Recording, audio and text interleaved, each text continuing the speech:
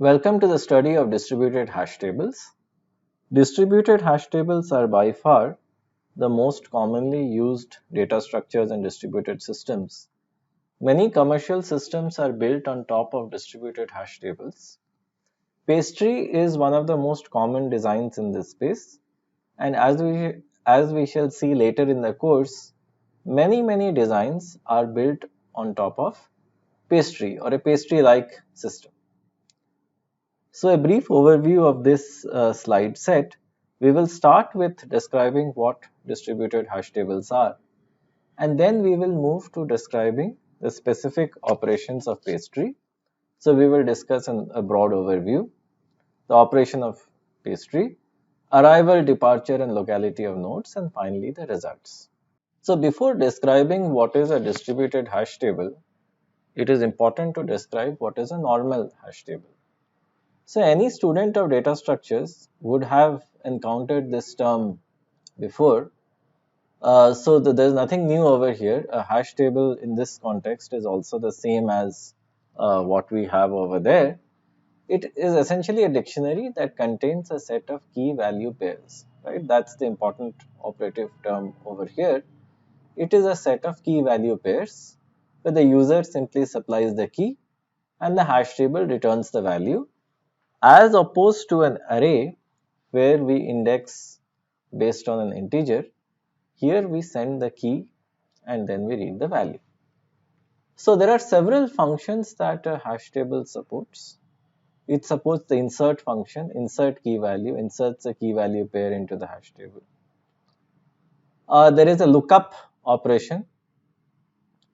So for a given key, it either returns the value or returns null if there is no value. A delete key operation where we delete a key, and approximately all of these operations take a constant amount of time, approximately constant theta 1 amount of time. So the design of most hash tables requires a sophisticated hash function to map keys to unique locations and essentially reduce the chances of collisions. If there are collisions, there are two standard ways of dealing with them. They are known as chaining and rehashing. So chaining basically means that we essentially every entry of the hash table is a linked list and we traverse the linked list. Rehashing means that if one entry is full, then we search for in an alternative location. That is rehashing. So a distributed hash table is the same. It is of course much bigger. Well, how big? So consider all the movies that Netflix stores. It might be millions of movies. So if millions of movies are to be stored, they cannot be stored on one machine. They have to be stored on thousands of machines, and these thousands of machines also have to be geographically distributed, because if they are not distributed and there is a power failure in one geographic location, then what can happen is that the entire set of movies will go, and in this case your favorite provider Netflix will not be able to operate. Hence a distributed hash table is not meant for few entries like 10, 100 and 1000. It is meant for a million or billion entries. So consider Amazon. Just look at the sheer number of items that Amazon actually lists, right, on its store. So if I were to have a quick search operation, in the sense, let's say I'm interested in a coffee mug, and if I type coffee mug and I would like to see all the matching entries for coffee mugs, then I would need a hash table of sorts, and that is why this forms the key search structure in almost all major cloud infrastructure, major cloud-based systems. That includes Amazon, Netflix, a large part of Google, LinkedIn, Facebook, as we shall see in the third part of the course. So in a hash table, we have three operations: lookup, insert, and delete. So what we do is we will see this as a recurring theme. that we typically organize the nodes that are storing the key value pairs in a circular format. So this is essentially a virtual network. A virtual network is also called an overlay, where regardless of how the real network is, we organize these nodes in a virtual circular form known as an overlay. And we will see this makes our job of locating where a key is substantially easier.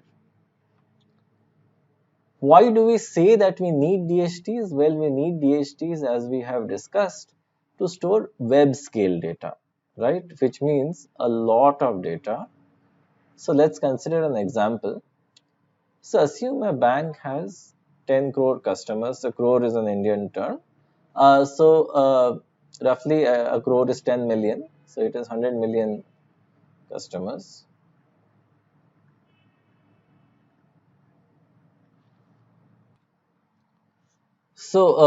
And let's assume that the storage space that is required for each customer to store his bank account is the same as the size of this LaTeX file. So incidentally, this entire presentation was made using LaTeX. So the LaTeX should rather be represented like this. It's a more correct form of doing it. So what is LaTeX? It's a wonderful typesetting system. I've used the Beamer package, so would encourage all of you to take a look at that. So I also took a look at my bank accounts, and I took a look at all the transactions. I put them in a text file. So the size of all of that was roughly the size of this file. So this file is around 8 kilobytes, and 8 kilobytes times 0.1 billion entries is 0.8 terabytes. If you would see, this is not much. So a regular desktop processor or even a combination of pen drives can provide you this much of space. So definitely one desktop processor or even one laptop, a modern laptop these days, can provide you 0.8 terabytes of space. Incidentally, the laptop that I am using to record this video has half terabyte of space. So this basically means that, if I have 100 million customers in a bank, which is not a small number by any means, the total data requirement is not much, as opposed to web scale data, where I would actually need much more. So that's the reason for a traditional banking application, I can use a traditional database, but for a much larger source of data, I would need a DHT. So how large are web scale data? How large is web scale data? So let's say a user on an average shares 100 songs. Assuming an MP3 format, it will be 500 megabytes of space per user. If there are again 0.1 billion users, so it's easy to do the math. We will have 50 petabytes of storage, which is way more than this number. And it is also not possible to have that much of storage at a single location. Number one, that, well, it's a huge amount of storage, so the operating costs, the cooling costs will be very high. And second, if let's say there is a power outage, the entire system is gone. See, we would like to have a large system consisting of a large number of machines geographically distributed that can provide this much of storage, right? And this is a significant, even with today's technology, this is a lot of storage. So the main aim here should be that for web scale data, we provide tons of storage. And this storage, in a certain sense, is used to provide web scale services. So difference is clearly an order of magnitude, and this is something we need to bear in mind.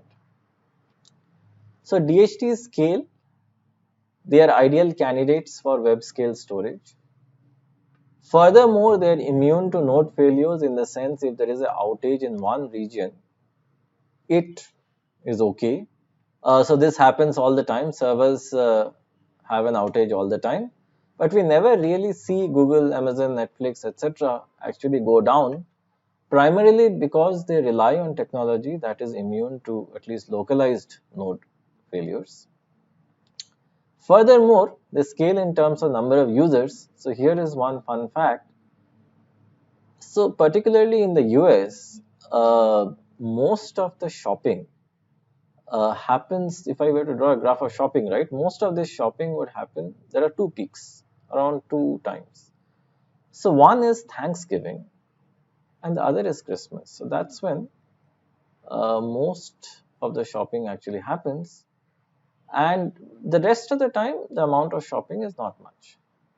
See, if I were to see in India, most of the shopping would actually happen now when I'm recording the video, which is roughly a 3 to 4 week time. So it starts with the festival Dashera, and then it pretty much ends with Diwali. So this is a 3 week window. So this is where most of the shopping happens in most of India, right? And so in this time frame, if let's say I'm an e-commerce provider, I would need a massive amount of compute and storage, not for the rest of the times. So what we would want is, we would want a system that can that is in a sense fluid. Whenever I want to add new servers, it will be very easy to add new servers. And once the rush hour is gone, then I can remove the servers. For example, Thanksgiving is roughly an October-November timeframe festival, and Christmas is December 25th. And whereas Diwali and Dashera are a September-October time festival, see, if I am running a global e-commerce system, then it is very easy. I can add some servers during Diwali, Dashera, and again remove a few of them, again add them during Thanksgiving, then remove a few of them, again add them during Christmas. So what we need is, we need some amount of flexibility with adding such servers. Furthermore, many of you would have used BitTorrent-like applications. So BitTorrent, unfortunately, even though it is great technology and that led to the DHT technology maturing, sadly many users do put illegal videos on the torrent servers. So having a distributed DHT does reduce the legal liabilities, but again, that was never the intended use. And just a word of caution, please do not access, download, post illegal videos for which you do not have a license on any kind of a BitTorrent system. The torrent does use a DHT, that's how it works. That's another great example of DHT. But that should not be used to encourage piracy, because piracy kills the movie industry, it kills the music industry. And since all of us like music, we would like musicians and filmmakers to be paid as well. So what are some of the major proposals in the world of DHTs? Well, we have Pastry, Quard. Tapestry is something that BitTorrent uses, not exactly, but systems are similar. CAN and FON. So these are some of the major DHT related proposals that are there. A brief overview of Pastry. So Pastry is a scalable distributed object location service where pretty much we store objects in a key value format in a DHT. We use a ring based overlay network, which means that it is an overlay is a network over a network. It's a virtual network. And regardless of where the servers are physically there, we just assume they are logically arranged as a ring. This network does take into account locality, in the sense that some amount of locality between the nodes is taken care of. We will see how. Right, so the locality means a physical proximity. Some of it is taken care of, but it is important to understand how. Furthermore, this is a very flexible ring, in the sense it can shrink, it can grow. If we want to add new servers, the size of the ring will grow, it can become much bigger, right? and so basically it's rather flexible in that sense. It adapts to the arrival, departure, and failure of right and failure of nodes. So this should be off over here. Pastry has been used by some popular storage services like Past and Scribe.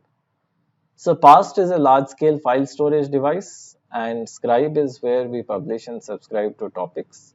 But as I said, it was one of the earliest DHTs, and it has, in a very positive way, influenced the development of DHTs uh, quite a bit. So let us now, without further ado, discuss the design of Pastry. So we assume that every node is associated with a 128-bit node ID. So the node ID can be generated as follows. We can, for example, take the IP address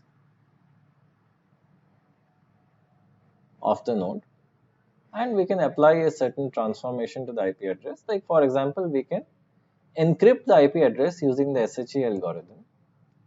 So then we'll get a piece of encrypted text. And in the encrypted text, also known as a ciphertext, we can extract the lower 16 bytes. The lower 16 bytes is essentially 128 bits. So these 128 bits can be extracted. And so this is how we can give every node a unique 128-bit node ID. So now the aim is to conceptually organize these nodes as a ring, where we assume that they are arranged in ascending order of node IDs. So let us see if we were to walk clockwise. So we have a node here in ascending order. We will have nodes. So it's kind of a conceptual ring, right, where they are done. But of course, ascending order will happen, and there will be one point of discontinuity, which is the beginning. We are okay with that much, but otherwise they will be arranged in ascending order. The node IDs are generated by computing a cryptographic hash of the node's IP address, or a node can have a public key. That could be the 128-bit node ID. So what is the basic idea of routing here? Well, given a key, right, the basic idea. So we are not coming to routing. We are not looking at the design. The design has already been mentioned, that we have a set of nodes. Each node has a 128-bit node ID, and it is organized conceptually as a ring, and we can assume without loss of generality that as we walk clockwise, the node IDs increase. So how do we locate a key over here? Well, for the key we do the same. We compute a 128-bit hash. So let's say that this is these are the nodes, the cuts are the nodes. So we need to find that node ID which is numerically closest to the hash value. Hash value of what? Hash value of the key, right?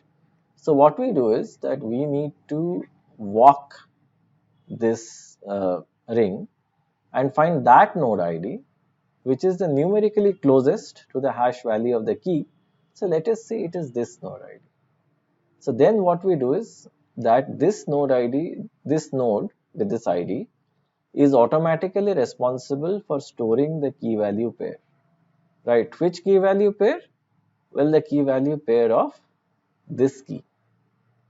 So what is the broad idea? So just think about it. This is the core idea of a DHT. So I will go over this several times. It is important for the viewers of this video to get the idea. So the idea is that we have a circular ring of nodes. How is it done? Well, it's a conceptual ring, it's not a physical ring, where we assume that nodes are organized in increasing order of their node IDs. Now, given a key, we need to find the node that contains its value. Alright. So what we do is that from the key, we create a 128-bit node ID. And this number is used to find the node ID within this ring that is the numerically closest to it. Right? Closest into it. Minimizes the absolute value of the distance, so let it be this. If it is this, we send a request to this node, provide the key, it will provide us the value. As simple as that, nothing more, nothing less. This is the straight cut simple idea of a DHT, and almost all major commercial systems use some variation or modification of this. So what's the advantage of pastry, right? So why is pastry great? So let's say we have n nodes.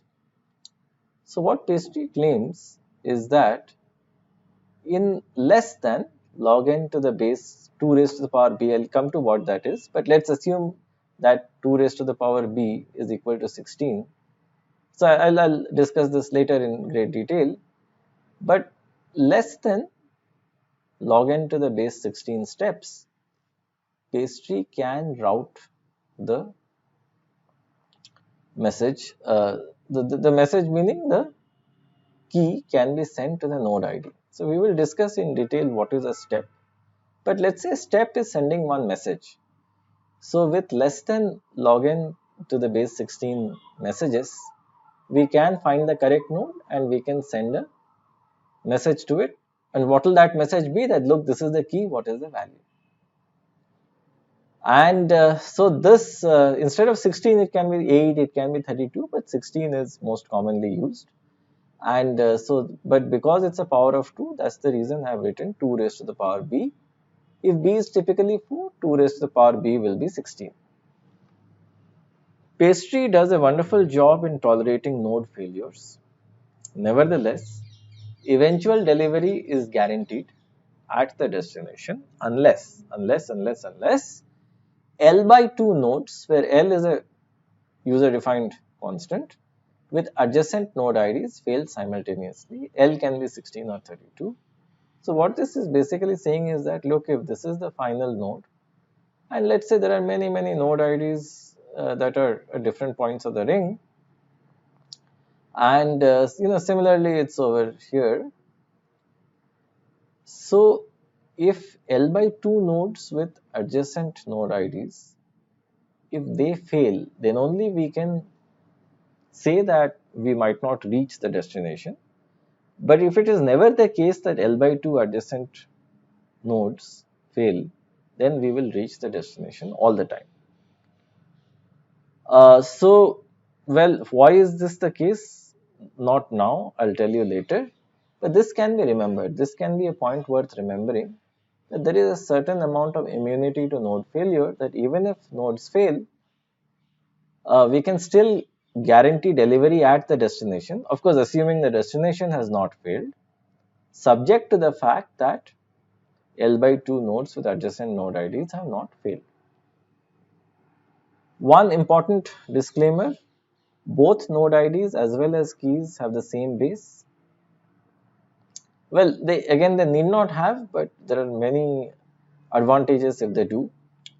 So both are assumed to be 2 raised to the power b numbers, where b is typically 4. So we will assume that 16, 2 raised to the power b is equal to 16.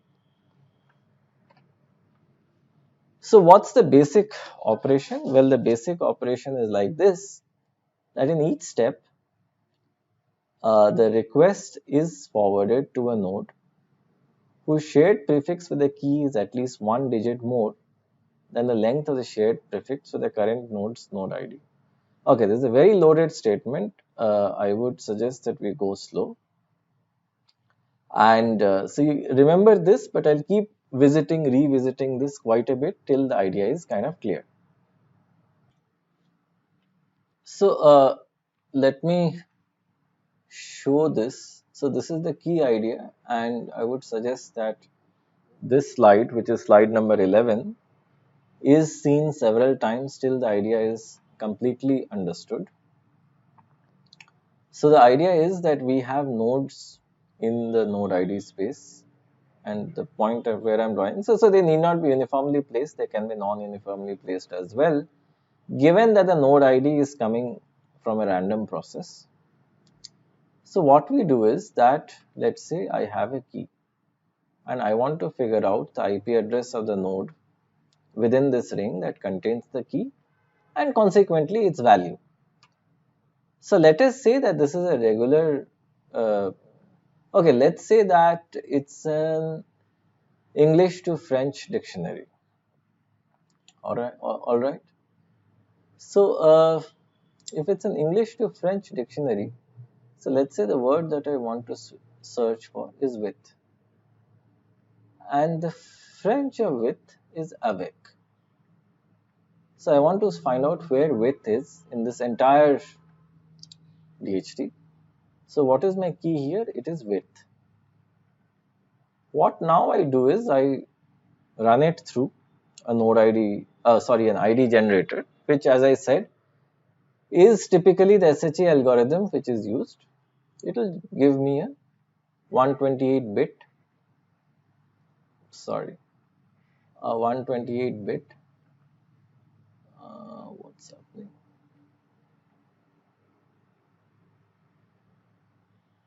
128 bit or 16 byte.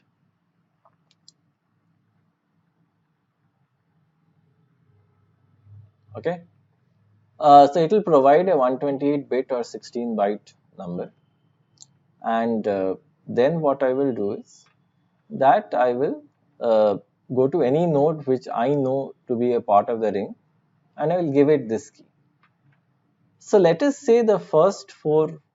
So let me now divide this into hex digits, right? So what are hex digits? Well, hex digits are hexadecimal digits, and each hex digit is 4 binary numbers. So this is important. One hex digit is 4 binary numbers. If you are not able to understand why this is the case, then pick up a book on Boolean logic and first figure out why this is the case, and then you proceed. Right? If you don't understand this, you will not be able to understand what happens next. So one hex digit is 4 binary numbers. So I need to break it down to a sequence of hex digits and search for it. So let me now shift to another software where I can show this process particularly in great detail. Alright, so what did I say? I said one hex digit is 4 binary numbers, and that needs to be understood. So given the fact that I have a 128 bit hash, I can divide it into 4 bit numbers, right? How many such 4 bit numbers will I have? I will have 32 such 4 bit numbers. Each one of them is a hex digit. Each one of them is a hex digit. Correct? So let us assume that for the key, what was my key? Well, it was the English word with, and this key, the first few digits are like this. So these are all hex digits, by the way. And then there are a few more digits. Well, that I initially don't care. So what I would do is that given that this is the ring, I would know some node within the ring. Alright, so let's say this is a starting node. I would know some node within the ring, and I will send a message to that node, and I'll tell the node, hey, look, this is my key. Of course, I will send a sequence of 32 hex digits. Look, this is my key. Kindly find the node that contains the key. So what that node will do is like this. That node will check its own node ID. Its own node ID might be something of the form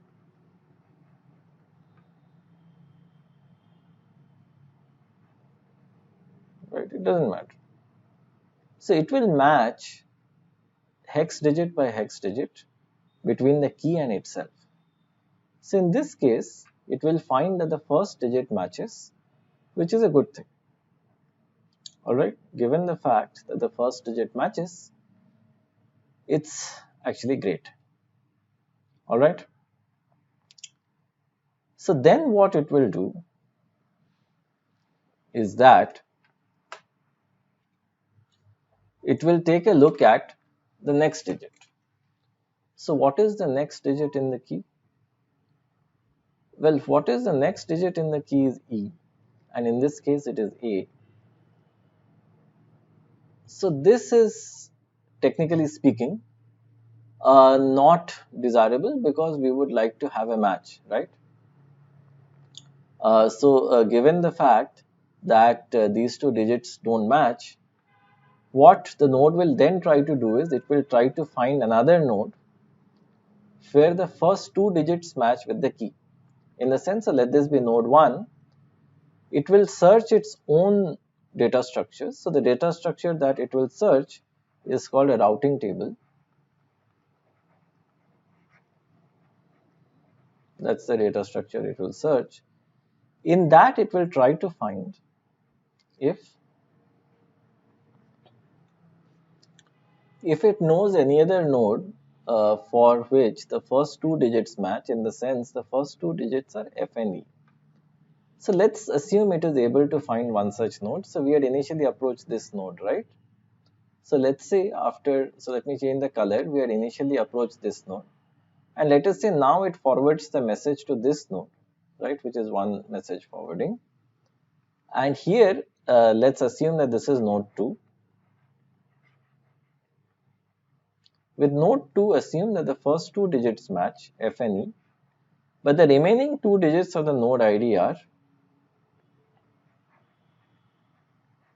well, the same thing. Given that the first two digits have matched, we then search for the next match. So the node 2 will be asked that, look, the first two digits match with the key, it is F and E. Do you know of another node where the first three digits will match? So let's assume it knows. So in this case, node 2 will further forward the message to node 3. That can have a node ID of the form F, E, then 3, and then maybe this is 6. Well, in this case, we have increased the match. So now the first three hex digits match, and the fourth one, of course, doesn't match. So then we will proceed in a similar manner. So what will happen is that maybe this was node 1, it forwarded it to node 2, now more digits match. Then again it forwarded it to node 3, now again more digits match, right? And then node 3 will forward it to another node and another node and another node. And ultimately what will happen is that we will have a fair number of digit matches. So we will, given the fact that it's 128 bits and that's a very large number, this process will terminate at some point. So we will mathematically see when and where. But let's assume that a certain number of digits match, and after that we are not able to find a match. Then we will discuss one more algorithm of how to search the neighborhood to find the node that contains the key. But just look at the way that we are constructing these matches. So we have started from left to right. So at least most of the MSB bits, the most significant bits, they are matching. So which is kind of bringing us closer, and which is bringing the node ID and the key in a certain sense closer and closer and closer. And ultimately the target node and the key, right, they will sort of start falling in the same neighborhood, and then we will apply a different kind of search and ultimately find the matching node. So recall, what is the matching node? Well, the matching node is essentially that node whose node ID is numerically the closest.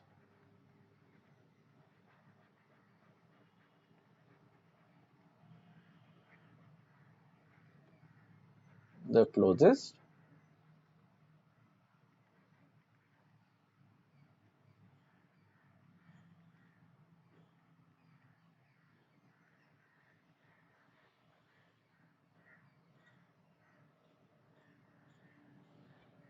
it is numerically the closest to the key.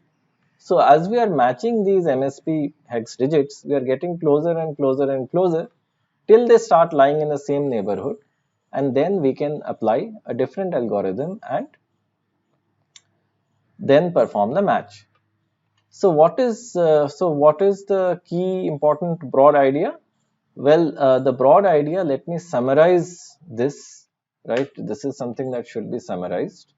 So if I were to write the main points, we take a node, we convert the node's identifier, whatever it is, like the IP address, to a 128-bit node ID. So that is not that important in this context, in the sense that here, since we are looking at a base 16 representation, we would like to look at this as 32 hex digits, right?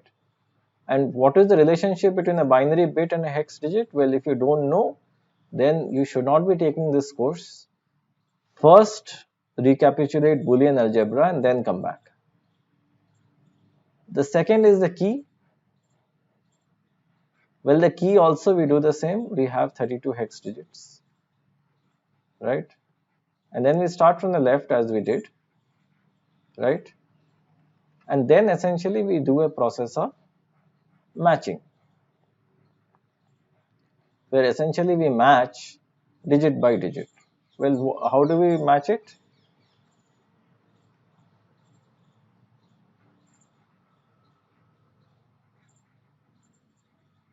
Well, the way that we actually match is that, well, we start from the left, we start matching the digits, and if at a given node, if only 2 digits match, to make the third digit also match with the key, essentially one node forwards the message and node n1 forwards the message to node n2 to increase the amount of matching, n2 then forwards it to n3, so on and so forth, till we reach a neighborhood, and there, as I said, we apply a different kind of search, right?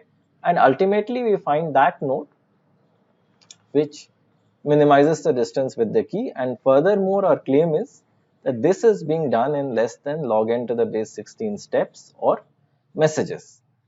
So if we look at this, even if n were to be a very large number, let us say n is 1 million, so then let us compute log of 1 million to the base 16. Okay, so this is nothing but, so let us approximate that as log of 1024 square to the base 16, which is equal to log of 1024 is 2 raised to the power 10, so this is 2 raised to the power 20, right? So if it is 2 raised to the power 20, it is 16 raised to the base 5, all right? And so this is 5 steps. So what we see is that even if we have a very large space of nodes, and it doesn't matter, the routing can proceed quickly, rather very quickly. The reason for that is that we reduce the search space exponentially in each step. Let us now discuss the operation of the key data structures in the pastry protocol.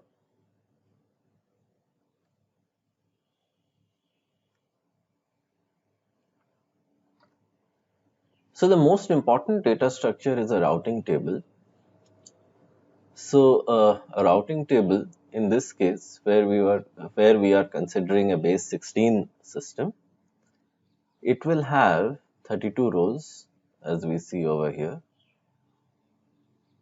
and it will have 15 columns.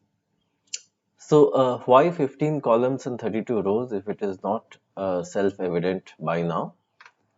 Well, if we consider 2 digits, right, so the 2 hex digits, then we actually have 15 possible choices.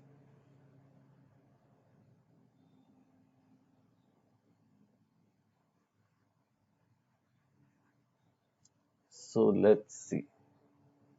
So let us consider the first digit. Oops, sorry.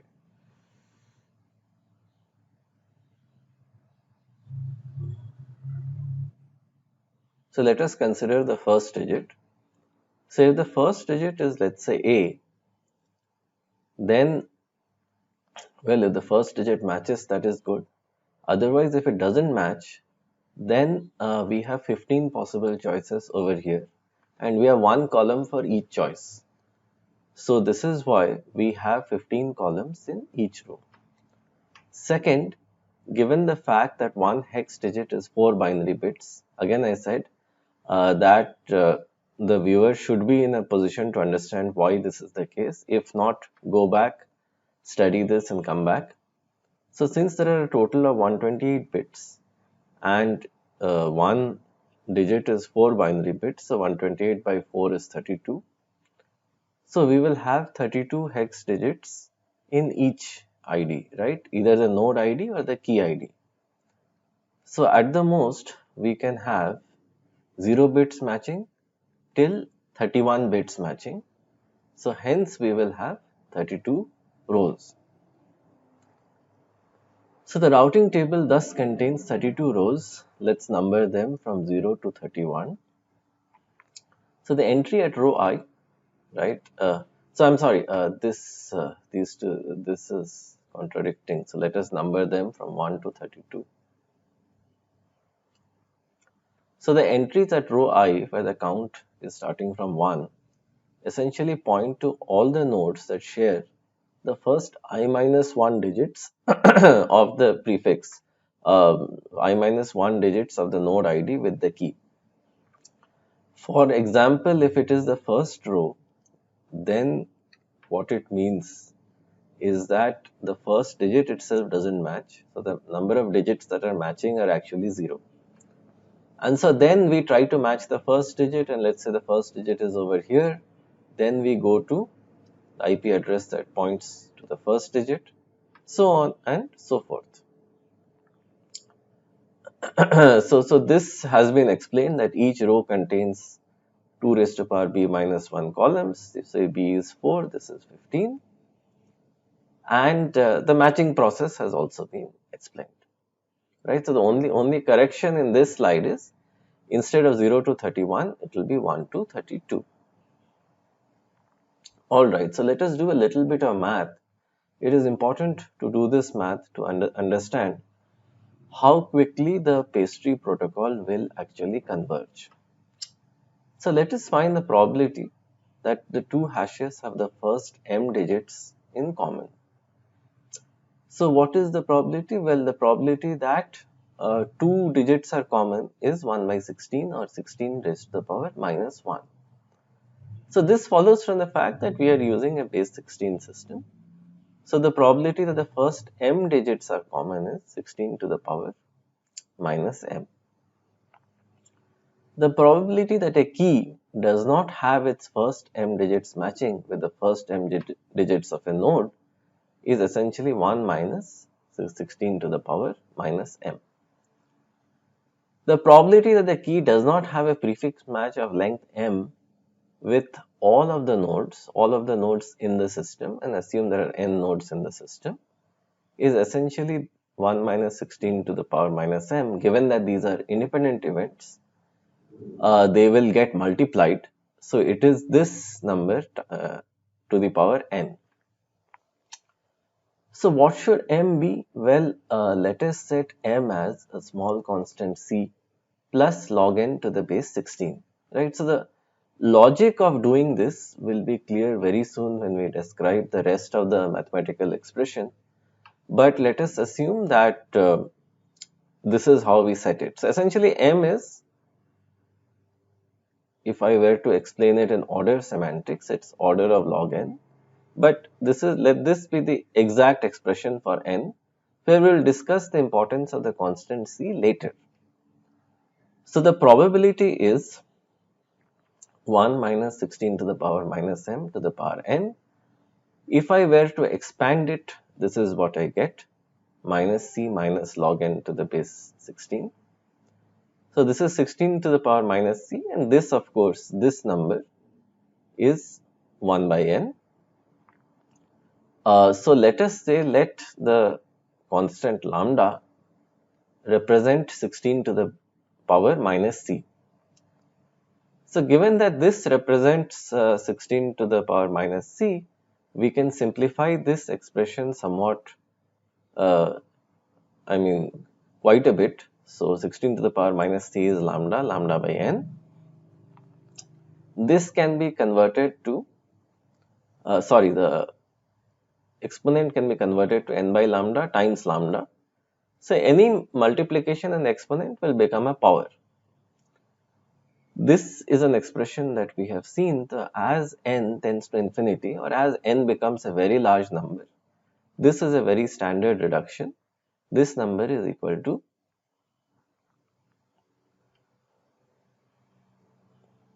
alright.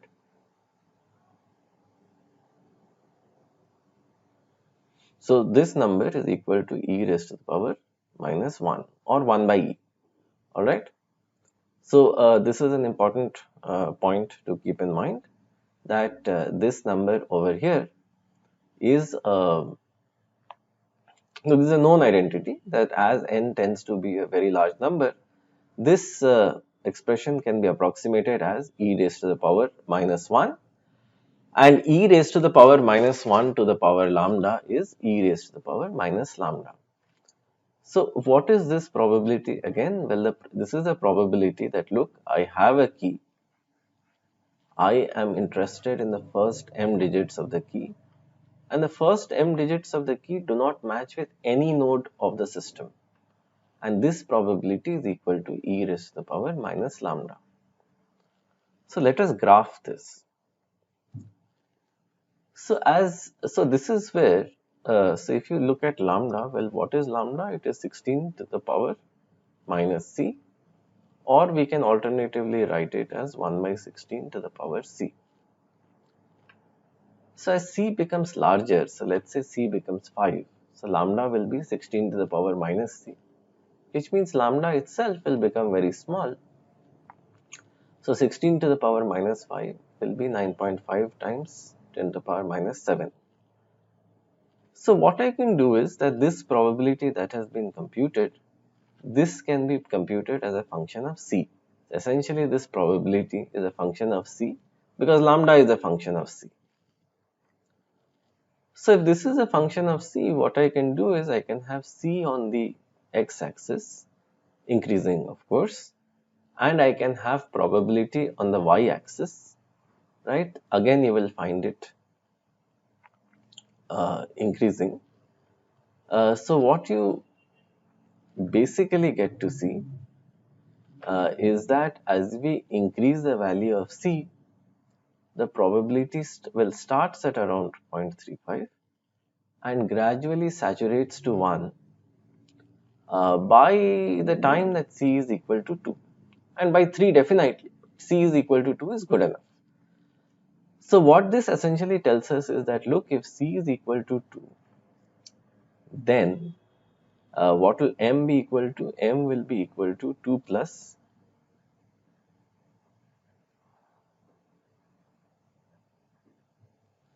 and considering large n. So of course the reason we have not considered n over here is because we are considering large n. So if we are considering large n, this expression essentially says that, look,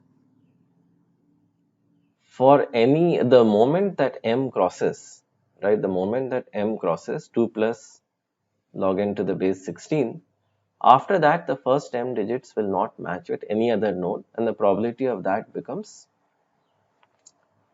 pretty much equal to 1.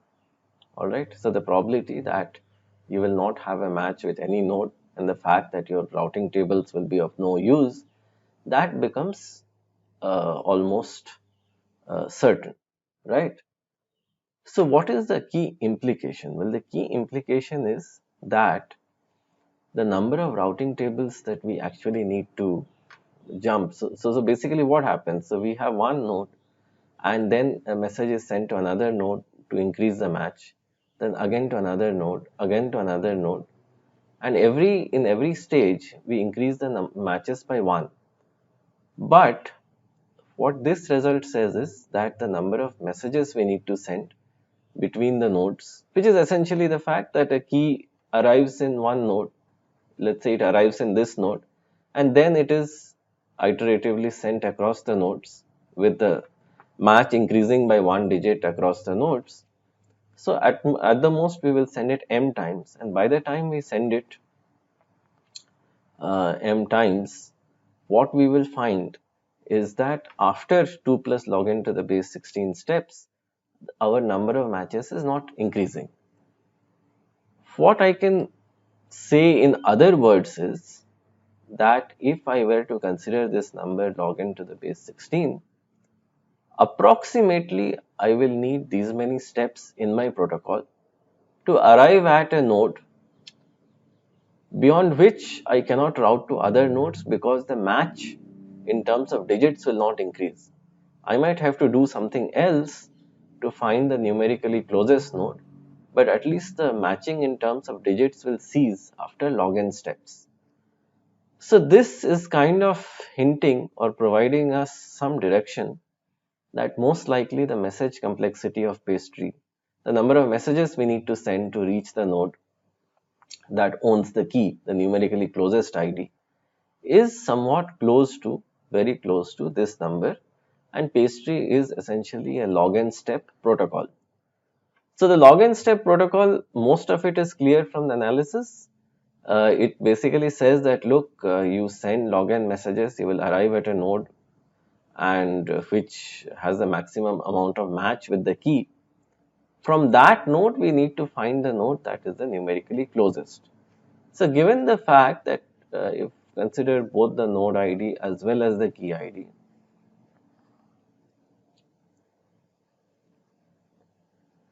so given the fact that we are actually proceeding in the MSB direction and we are matching the top digits, we are already getting closer numerically. But once we stop at one point, it is possible that we have a set of nodes that have the same amount of match in these digits. Out of them, we need to choose the node whose rest of the digits make it numerically the closest. So this is where we will use two important data structures, two other data structures, the neighborhood set and the leaf set. The neighborhood set contains m nodes that are closest to the node according to, let's say, geographical proximity. So this will typically contain 2 raised to the power b plus 1 entries, in this case 32 entries. Right, so the neighborhood set can be thought of as a geographical neighborhood set. So this can contain 32 entries. Furthermore, what we can do is we can have a leaf set where we typically have 16 leaves. So the leaf set for any node will be L by 2 nodes on the ring with numerically closest larger node IDs and numerically closest smaller node IDs. L by 2 on this side, L by 2 on the other side. So that is the leaf set. So the leaf set captures the proximity in terms of node IDs. So this is a proximity in the ID space, and the neighborhood set is a proximity in the geographical space. In the sense that if I have a node in my data center, other nodes in my data center are a part of my neighborhood, but they are not a part of my leaf set, right? So this kind of captures, network proximity or geographical proximity. All right, so keeping these in mind, let's proceed. So this is the routing algorithm. So assume that we have a key K, a routing table R. Let the hash of the key be equal to D. Right, so the key important variables I'm just encircling, and let the value that I'm after be V. So what I do is that first I check my leaf set. Right, so this is the routing algorithm that every node will follow. So the first thing that you do is you check your leaf set. In the leaf set, if it is between the first and last leaves, so let this be equal to L plus L by 2. Let this be equal to L minus L by 2, which essentially means that we have L leaves on this side, L leaves on the other side. And so then, so for a given node, right? So for a So I'm at a given node, right? So if the given node's node ID is this, I will essentially check my leaf set. If the key falls anywhere in this leaf set, right? So we always assume that the leaf set information is accurate. So the key falls anywhere in this leaf set, then we know for sure which node is numerically closest to it, because our view of this region is absolutely correct. So what we can do is we can forward the key k to the leaf li such that the distance li minus k is minimal. So this itself is the closest node ID. So if I were to explain this in a different way, what this essentially means is that given if I am close enough to the actual node, I will come to another node such that the key lies within the bounds of its leaf set. So within that, I will always find the node that is the closest to it. Alright, so this is an important concept, but I would suggest the readers to go through it several times. Alright.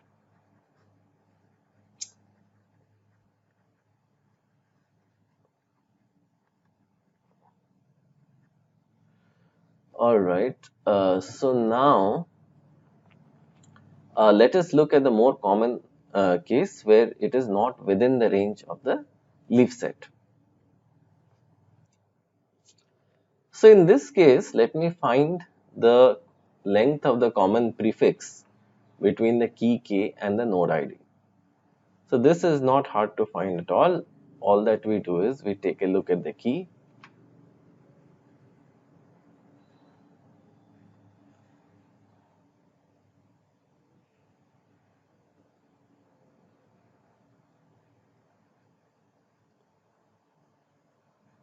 Right? And then what I do is I take a look at the length of the common prefix, which is the number of matching digits. So then let it be equal to L. So I would like to increase L to L plus 1. So what I do is I take in the routing table, I look at the L plus 1th row and I look at the next digit of the key, right? So this is what I would like to match. So in the L plus 1th row, I take a look at the next digit, and if this is not equal to null, which means that I know of some other node where a matching digit exists, then I forward it to R L plus 1, T plus 1, I forward it to that node, right? So this is a forward, and I'm essentially forwarding, and the number of matching digits is increasing by 1. If it doesn't, if I don't find such an entry in the routing table, then what I do is that I I look at all the nodes that I know, all the nodes for whom I have information within my leaf set, within my routing table, within my neighborhood set. Out of all the nodes, I choose a node such that the length of the shared prefix is of course greater than or equal to L, and uh, essentially T minus K, which is the distance, is less than node ID minus K. So I forward it to any node that minimizes the distance between the node ID and the key. If I can always do better in the sense that I can forward it to that node that minimizes the distance instead of any node where the distance is just lower than my current distance. But it actually doesn't matter, right? As long as the distance is decreasing, I am good. So what is the key idea here? Well, the key idea over here is that I take a look at all the nodes for which I have information. So that means I'll scan all my data structures, and of course the length of the shared prefix should be the same if not more. So I'll not compromise on that. So the shared prefix, the length of that has to be maintained, right? So I will never compromise on that. And then essentially I will reduce the distance between uh, the node ID, in the sense it's node T, and the key k. So this process is of course guaranteed to converge, because what will happen is that if this is the current node ID, let's say on the ring, and this is the bounds of my leaf set, even if my routing table is not populated and the key is far away, at least what I will do is that I will find some node that is closer to the key. If I'm not able to find, I can always choose the edge of my leaf set, because that is guaranteed to be closer to the key than the current node n. Alright.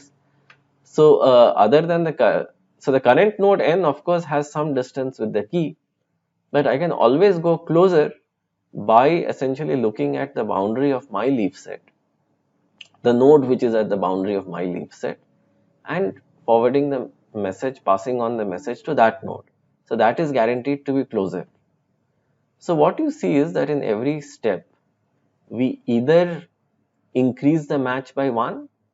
If we are not able to increase the match, then what we do is that at least we are able to reduce the distance, and we are guaranteed to do that because we have a leaf set, right? So we are always able to reduce the distance until the key starts falling within the leaf set of a node. Once the key falls anywhere, we know for sure which node it should be, which node owns the key, right? Because our view of the leaf set is perfect. And then the message can be passed on to that node. So the routing algorithm was simple. The node first checks to find if the key is within the leaf set. If so, it forwards the messages to the closest node. Otherwise, pastry forwards the message to a node with one more matching digit. If both the criteria are not there, then at least we don't sacrifice the prefix length, but we send it to another node which is numerically closer, and we are always guaranteed to find such a node. So because of the leaf set, we are always guaranteed to find such a node which is closer. So the performance and reliability, well, if L by 2 nodes in the leaf set are alive, then what you can see is that, look, if this is the current node, we have L by 2 nodes of the leaf set on either side. If one among them is alive, then at least the message can be passed on to that. And this is guaranteed to be closer if you are traversing in this direction. Again, in that node, for that node, if one among its L by 2 nodes on either side is alive, then we can pass on the message to that. So it will always have forward progress. So essentially what this protocol is trying to say is that as long as L by 2 nodes on either set, at least one of them is alive, we are guaranteed to reach the destination. Alright. So I mean, in that sense, there is some amount of built-in reliability. And given the fact that the nodes in the leaf set are proximate in terms of IDs and not in terms of geographical distance, we can have these nodes physically located in different data centers such that all of them will not suffer from an outage at the same time.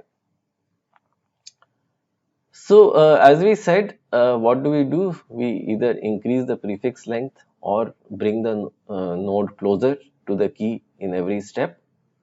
So the average routing time, so it can be proven with more rigorous methods, but definitely the prefix length match will be log n steps. And even without that, so even after that, when we are traversing the leaf sets, it can be shown experimentally that the average routing time is order log n or O of log n, and if you want to be slightly more precise, it is O of log n to the base to 2 raised to the power b. In this case, it is 16. So let us now look at the arrival, departure, and the locality aspects of nodes.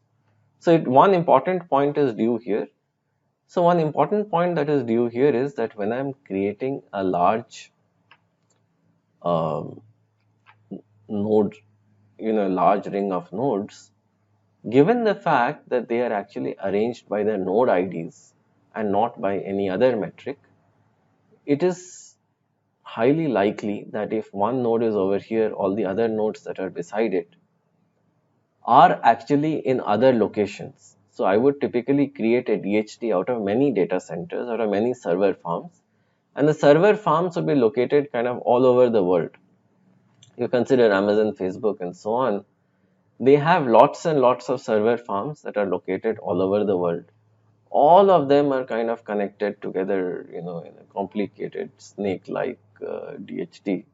And of course, I'm kind of drawing a simplified figure, but it's way more complicated. If I want to do it more realistically, well, you might have one connection here that goes here, that goes here, again comes here, again goes there, again here, again there. It doesn't matter. It's still logically a ring.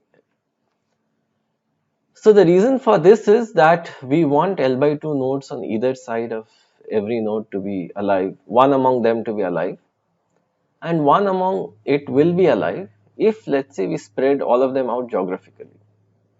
Right, so the logical ring allows us to do that. Another beautiful property of a DHT is that if you want to add new servers, all that we do is we just expand the overlay and we just add the servers, so servers will get added at different points. So this can automatically expand to cater to higher demand, like e-commerce sites during Christmas. So automatically what will happen is that, your DHT can expand and you can add more nodes seamlessly, and then you can delete nodes. Same way, the deletion is just an opposite of addition. So this provides the flexibility that many of these e-commerce sites and movie providers actually require, uh, because they can add servers and they can delete servers. So the addition protocol is simple. It says that assume that node X wants to join the network, right? A new node. So it locates a node that is close to it in terms of geographical proximity. In the sense, it can be another node in the same data set, in same data center, in the same subnet. Basically, another node in the same area, which is close by, right? It's not on the other side of the world. If A cannot be found, well, we can do expanding ring multicast, which you would have already seen in the gossip protocol, which essentially means that node X sends a message to its one hop neighbors asking them if they are a part of the DHT. If not, it sends a message to its two hop neighbors asking them if they are a part of its DHT. If not, it sends a message to its three hop neighbors. So this can easily be done with the TTL field of the TCP/IP protocol, the IP protocol specifically, where we say that the message will be alive for only 2 hops or 3 hops. So with this, it is possible to find a node that is closest to you, that is a part of the DHT. And many DHTs also have centralized directories that maintain a list of nodes that are close to a node, right, that are close to a node that wants to join. One second. Okay. So so let the closest node be Z. So A forwards the request to the numerically closest node, which is Z. All right.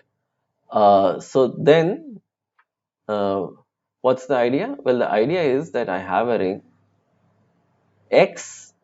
Node X wants to join. It contacts node A, which is the closest to it in terms of geographical proximity. Node A then finds node Z, which is the closest to node X in terms of proximity of node IDs. Then nodes A, Z, and all the nodes in the path from A to Z kind of cooperate and collaborate and update their routing tables to incorporate the information that node X has joined. So what is node A? Well, node A is the closest in terms of geographical proximity, or it also can be any node, but geographical proximity is preferred. We will see why. And node Z is the one that is closest in terms of node ID proximity. So locating node Z is node A's job. once node Z has been located, then all the nodes from the path A to Z kind of collaborate and update the routing tables to record the information that X is now in the system. So this is, let's call it node ID proximity, right, for Z. So it is important to remember this fact that X is a node that is joining. It first contacts A, which is the closest. A then contacts Z, which is the closest in terms of node IDs. And all the intermediate nodes, including A and Z, right, the nodes from A to Z basically collaborate in this job of adding X to the system. So how do we initialize the tables? Well, since A is close to X geographically, X simply copies A's neighborhood set, because A's neighborhood will be X's neighborhood. Any node that is close to A will be by definition close to X. So X will just copy A's neighborhood set. Similarly, Z is the closest to X in terms of node IDs. So X will just use Z's leaf set to form its own leaf set. Of course, it will just slightly adjust it. So depending upon whether X is to the left or right of Z, say if this is Z over here and X is over here, then what it will do is that it will form a leaf set like this by taking data from Z's leaf set only, and it will also form a leaf set to the right by again taking data from Z's leaf set and doing a few minor additions. For example, the last node of its leaf set will not be there in Z's leaf set, so it might have to contact a few more nodes to get more information. So it doesn't matter how it is exactly done, but the important point to keep in mind is that the neighborhood set will come from A and the leaf set will come from Z. So maybe one important point I just slightly missed out. So it is high time I sort of look at it again. So how is Z located in the first place? Well, that's not hard at all. So X has a node ID, right? This node ID is given to A. A treats X's node ID as a key, right? So what A would do is that the node ID that X is giving it, that node ID is treated as a key, and that key is looked up at the DHT, and then it finds the node that is the closest to that key, which will be Z, and that key, since it was X's node ID, Z will be the closest to X. So this, as you can see, is lo and behold just the key lookup operation. In this case, it is not a key, but it is actually X's node ID, right? That's how we get Z. And the nice thing is that the neighborhood set will come from A and the leaf set will come from Z. But some, as I said, some minor adjustments need to be made, because the leaf sets are not exactly equal. Most of it, there's a huge overlap, but they are not equal. That needs to be kept in mind. They are not the same. So let us now look at the most important question, which is how to initialize the routing table. So if A and X, their first I digits match, well, nothing better. We just take the first I digits, the first I rows, and we just copy them from the routing table of A to X. So let us thus assume the more general case, the more difficult case, where A and X do not share any digits in the prefix, right? So that is that's the more difficult one, and if we solve that, the other ones automatically follow. So this means that the first row of the routing table is independent of the node ID. There is no match, right, in terms of digits, but that's okay. The first row of the routing table in any case is supposed to indicate where absolutely no digit matches. So let us say for the node ID the first digit is F, and for A the first digit is F, and for X the first digit is, let's say, E. So A will pretty much contain pointers to all nodes whose first digit is from 0 to E. If it does not have a pointer to a node whose first digit is E, then now we have a node whose first digit is E, which is X, so that can be added to A's routing table, right? So that repair process can be done right here. But, well, we can discard the E part over here, and for the first row of the routing table of X, we can get pointers to all the nodes whose first digits are 0 to D.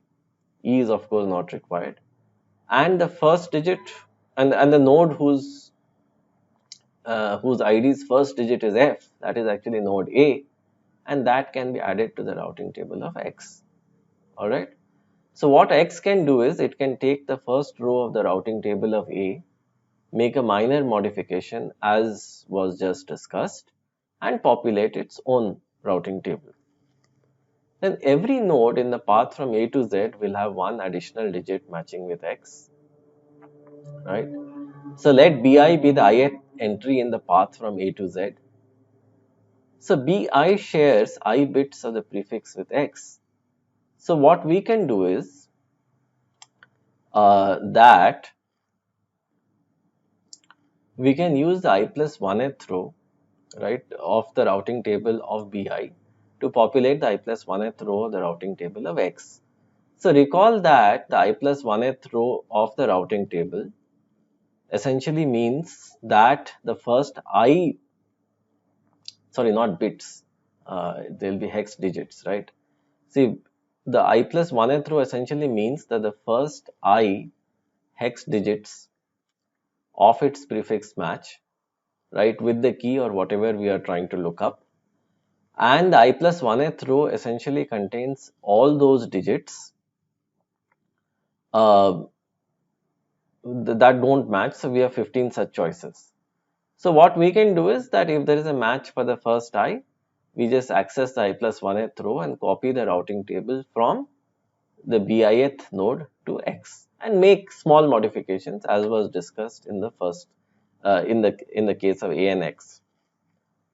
So this process continues. So X can essentially use the information from the path from A to Z. So this I will explain slightly graphically as well. So if we look at it, we had node A which was contacted first. Node A took access node ID and got node Z.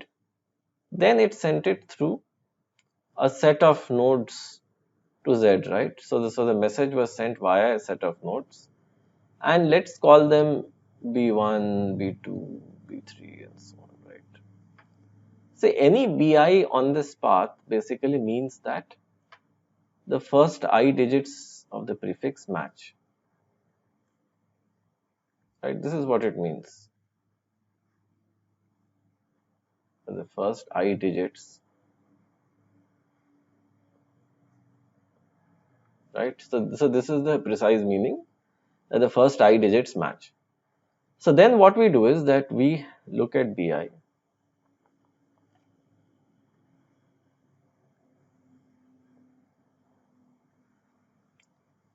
and we take a look at the I plus 1th row of its routing table.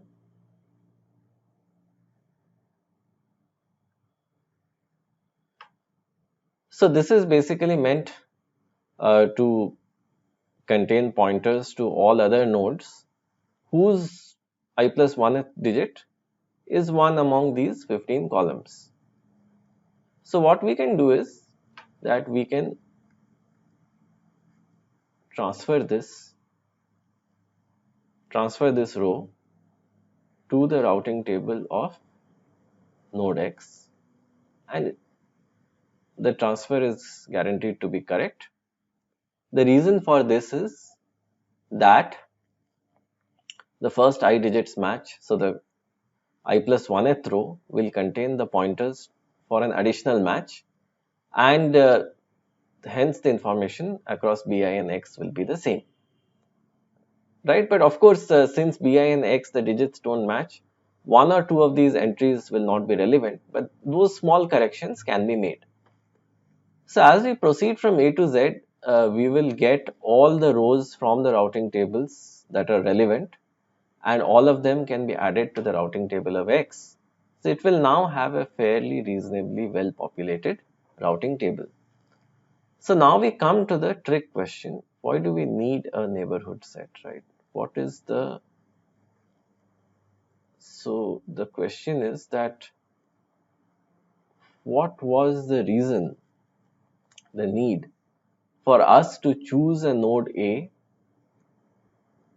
which is in the kind of the proximity region of X, and then why did we go from A to Z? What's the advantage? Well, the advantage is like this, that we need to actually start from a disadvantage.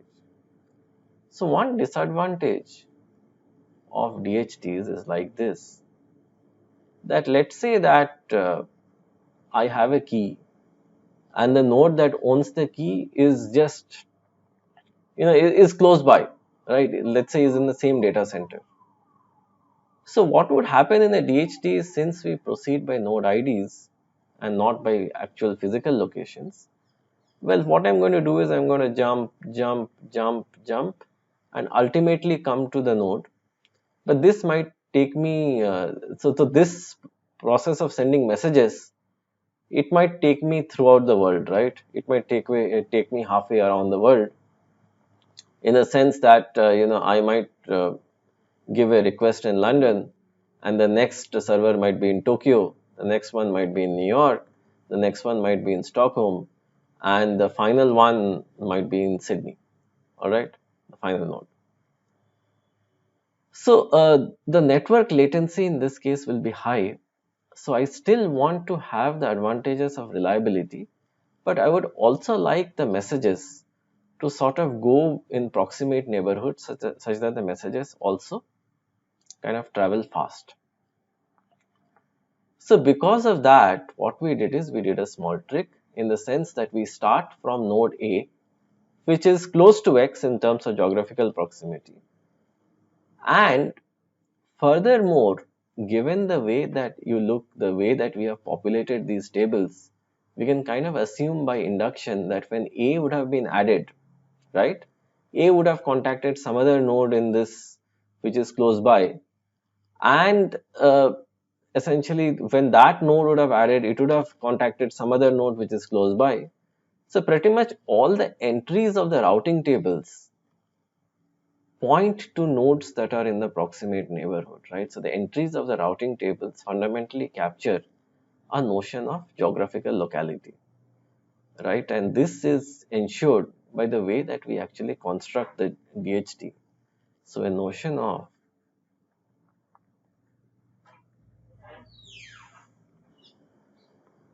geographical locality is kind of already captured. Why?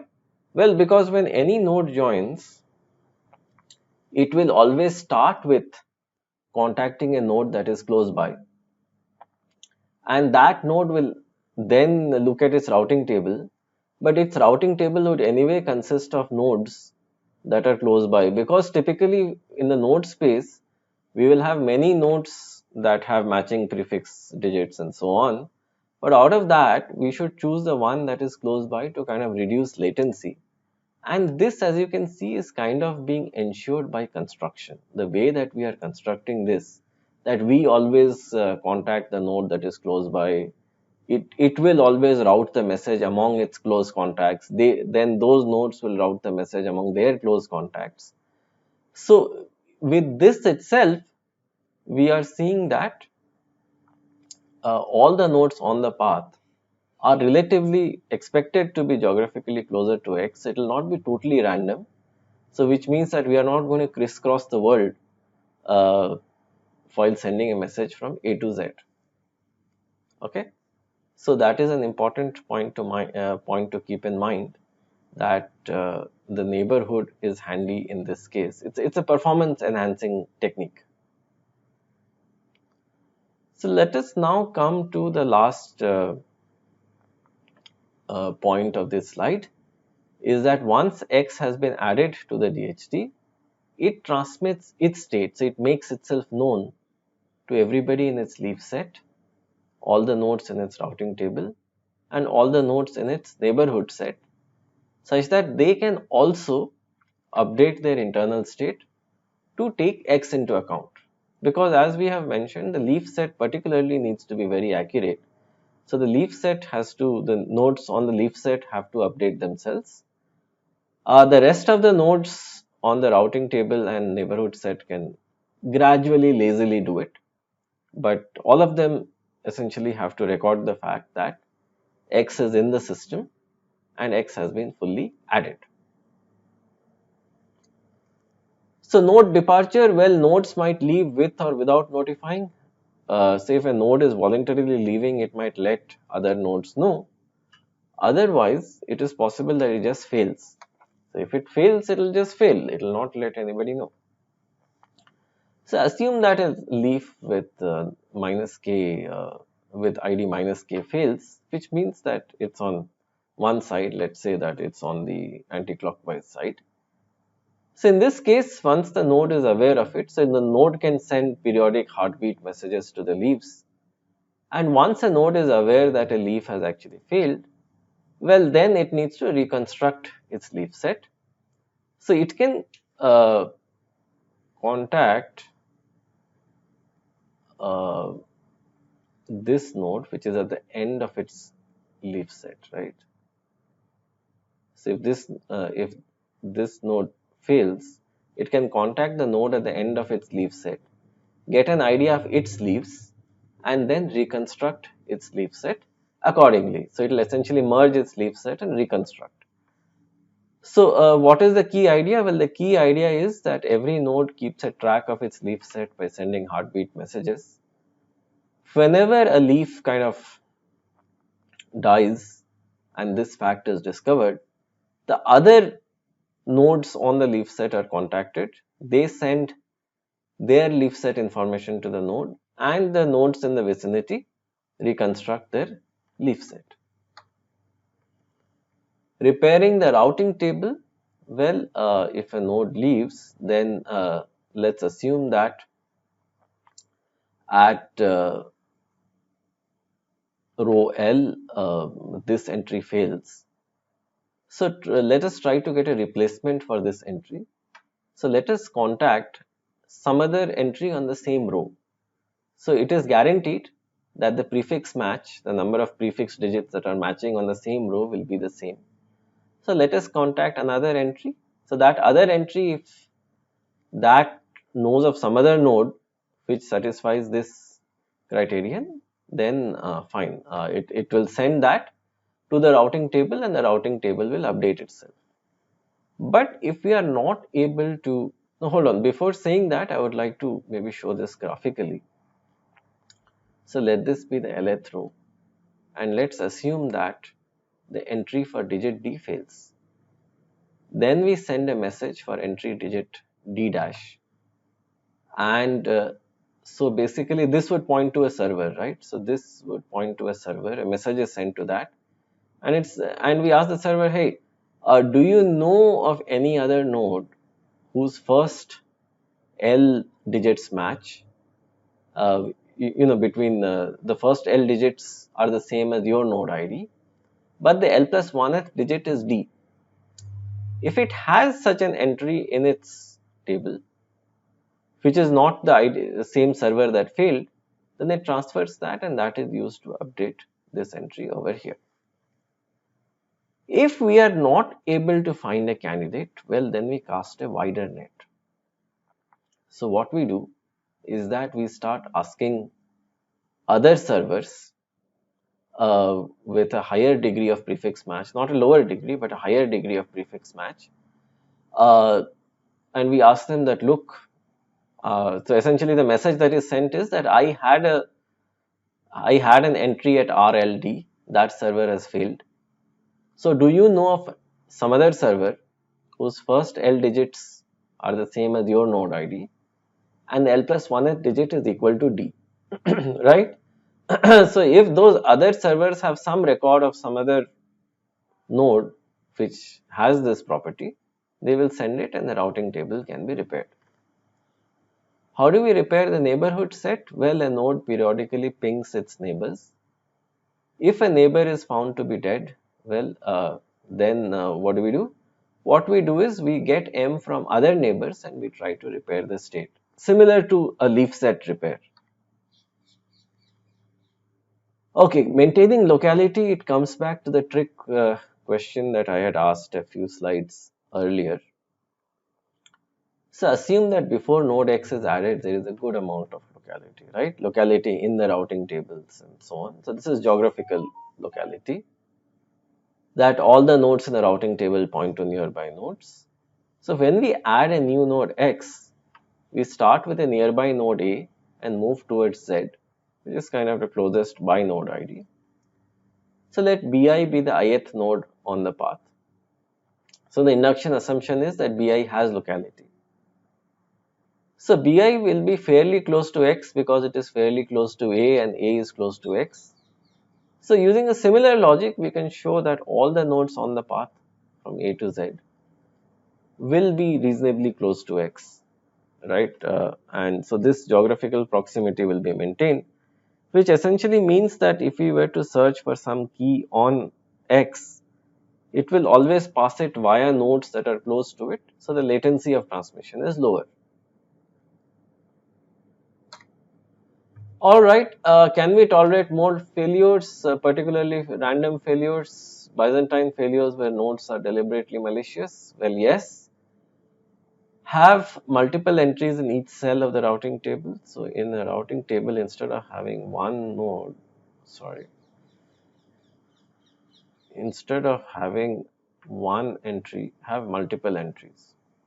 We randomize the routing strategy in the sense if you have multiple servers. For some keys, we send it to server S1, for some to S2, for some to S3. See, if S1 is, let's say, a malicious node, at least the rest of the messages can reach. We periodically try to discover parts of the network by sending IP broadcast multicast messages, such that, let's say, if nodes on the leaf set or on the neighborhood set or routing table entries have died, we can again reconnect the network, right? So we always, so DHTs are in continuous repair mode, like our immune systems. They are continuously checking by pinging other nodes and self-repairing themselves. Alright, a quick look at the results. So the results are of course there in the main paper, but we can still briefly look at some key parts of the results. So this is kind of an old paper. So modern DHTs are much bigger, but this was a simulation that had 100,000 nodes. Each node runs a Java-based virtual machine, and it is assigned a coordinate on the Euclidean plane, XY plane. So the average number of hops is varied linearly with the number of nodes. So what we see is that the hop count does follow a log trend. So this is clearly visible in the paper. and just summarizing the key results. That for 1000 nodes, we have 2.5 hops roughly. For 100,000 nodes, 4 hops. So it shows that as the number of nodes scale, the hop count increases in a log scale, which is of course great news for us. And for 100,000 nodes and 200,000 lookups, the probability distribution of the hops is like this, that 1.5%, 2 hops, most of them are between 3 and 5 hops, 3 hops 16.4%, 4 hops 64%, and 5 hops 17%. So, one important point that needs to be kept in mind is that in a DHT, we never have a complete global view of the network. That is because we always have a rather local view. X contacts node A creates a path to node Z. That is how X gets to know about at least some part of the network, right? So the routing tables are by definition incomplete because, for such a large network, finding a global view is hard. So if, let's say, I somehow have a global view and I am able to create a complete routing table which has all the information that is needed, not that is needed, but that is there in the system, then of course my routing tables will be much bigger and the hop count will be lower, but not substantially lower. That's an important point to keep in mind. that the hop count will only be 30% lower. That's what the paper says. And this, if you look at it, is actually a fantastic result. So it shows that even with a limited amount of information, we are able to do quite well, right? So we need not have a global view of the network. So global view of the network is feasible only for small networks. But for large networks, we kind of look at a small region and we do our job. So this does imply a sense of global optimality. Not optimality, but we can say that it's not that bad. A 30% reduction in the average hop count uh, is okay, is something that is tolerable. Not a reduction, a 30% increase is tolerable given the fact that we have a practical protocol.